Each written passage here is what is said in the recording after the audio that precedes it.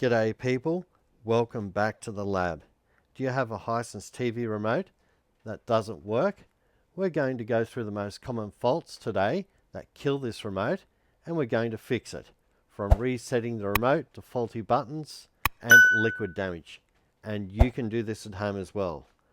Let's get started. One of the most common faults with this remote is it just needs to be reset with the TV. And that's an easy process. All you have to do is flick your remote over, take the cover off, remove your batteries, just get a flat screwdriver, poke it in and flick the old batteries out.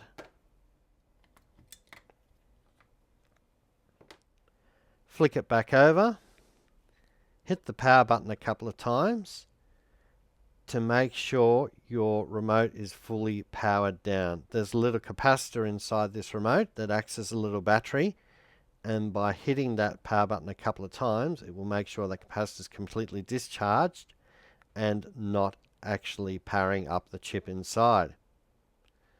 Then all you have to do is unplug your TV, wait 60 seconds, plug your TV back in again, get a fresh set of batteries,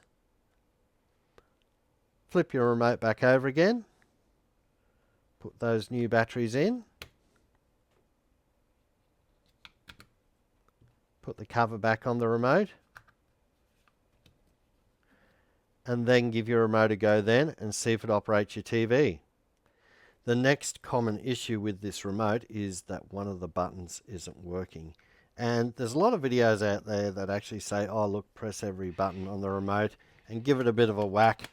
And sure, that may fix it in the short term, but it doesn't address the real issue that you've actually got dirt and crud on the inside of the actual remote itself. So what we're actually going to do is we're going to give this remote a bit of a washout. And while we're giving a washout, we're actually going to cover liquid damage as well. We're going to hit two birds with one stone. But before we take the remote apart, I suppose we better subject it to some liquid damage. And we're going to do that right now. We've got our remote here in some bakeware. Don't tell the wife I'm doing this. And let's make this real. We'll actually pour some water over the top of it. Push those buttons, get the water in. But I don't think that's enough. Let's hit it with some cola all over the top. Get it nice and fizzy.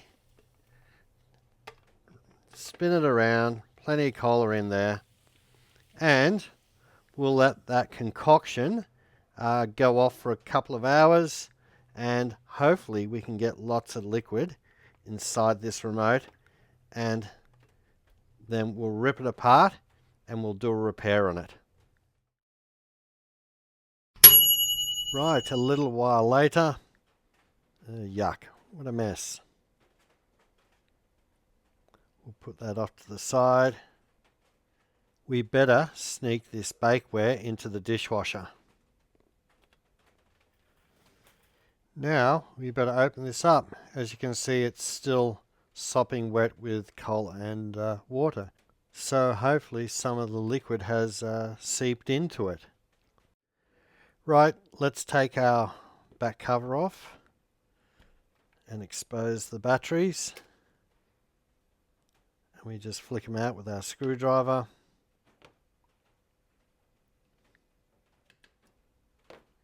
And we can chuck those batteries away because they're wet and they've got cola and water all over them. We now have to crack the case, and that can be a bit of a challenge to do, but the trick is you look at the OK button and you see a little bit of a line here. So we flick it over and we put the little screwdriver in the little join here right next to that line, and we just push down a little bit, put it at a slight angle, and then jimmy it backwards, and we can actually create a gap here in the case. And what we do is we stick a screwdriver in this gap, and then we pop the case off. Here's our second screwdriver coming in just another flat one, and we're just going to prod it in here and give it a slight twist, and that should pop.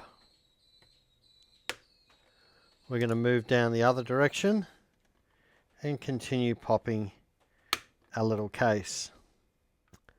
Working down the other side, just using a flat screwdriver just to break it apart. All the way to the very top. Then it should just flip straight over.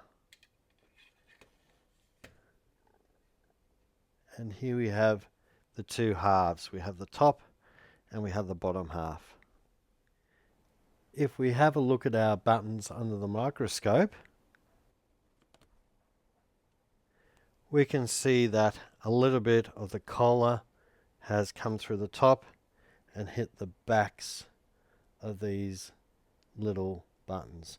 And these are the actual bits that actually make contact with the circuit board.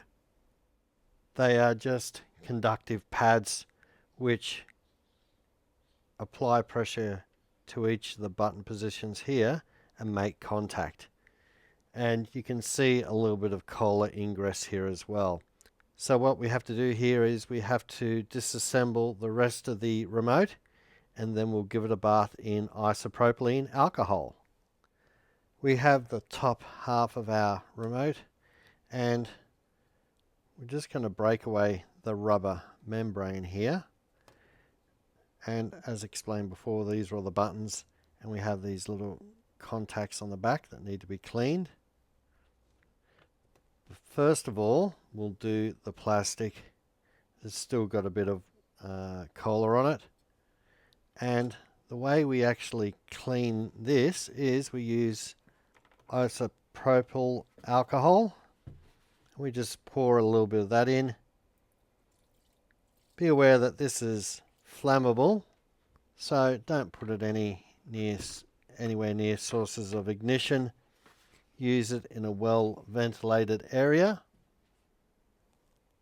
And we also need a toothbrush with nice soft bristles. And what we're going to do is we're just going to scrub the back of this plastic, get rid of all the residues of water and collar, give it a bit of a scrub on the front. You can choose to wear gloves if you want to. It's up to you. So we've scrubbed all that down. Put that aside to dry. We'll next put in our rubber membrane and just give it a very light scrub on the back.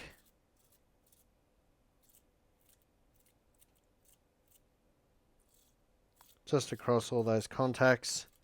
Get rid of the residue of collar and water. And that's a great thing about isopropyl alcohol. It actually absorbs water, and that's why we use it. Let's clean this up. Just shake that off. Put that aside. There are other products such as rubbing alcohol. Don't use this. Absolutely useless. It's only 64% alcohol. And it'll leave your remote smelling like flowers, but it won't do a proper cleaning job. We now move on to the printed circuit board. So we break that away and plop it in. And we give that a bit of a light scrub. Paying particular attention to all these little contacts.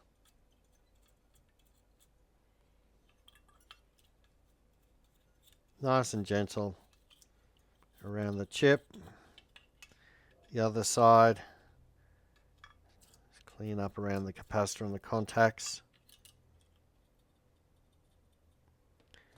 We'll put that aside to dry. We have finally the back case. Give it a bit of a slosh around. And a bit of a light scrub.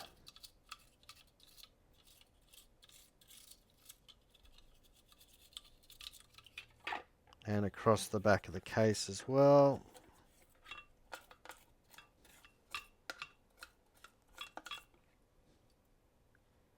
We'll put that over here to dry. Don't forget our little battery flap as well. Put that in.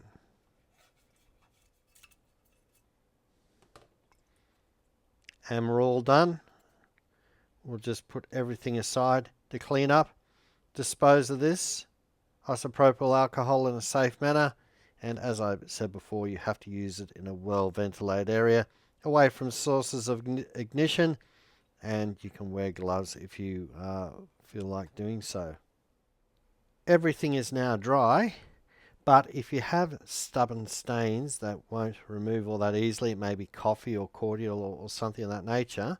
If it's on the plastic bits like this, all you have to do is get your favorite household cleaner and just give it a light spray on the appropriate areas, and then use a little bit of paper toweling just to remove that additional stain. Nice and easy to do, just to finish off if you want to.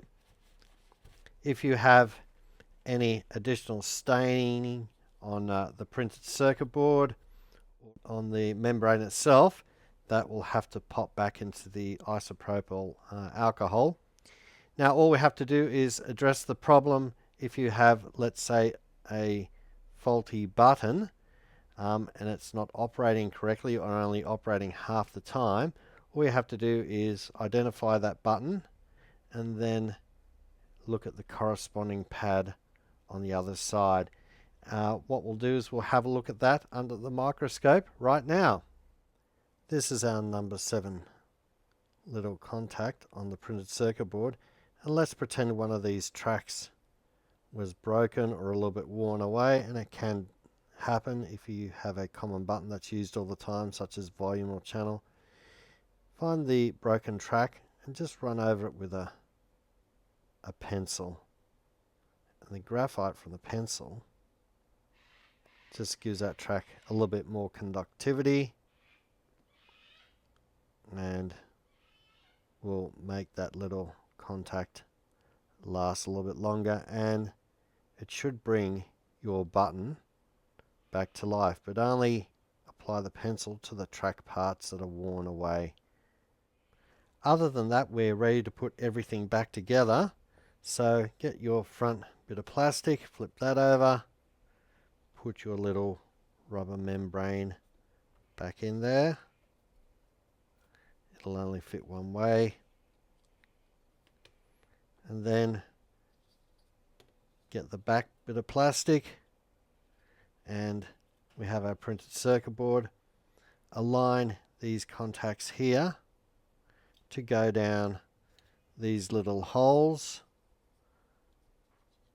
so your battery has connectivity.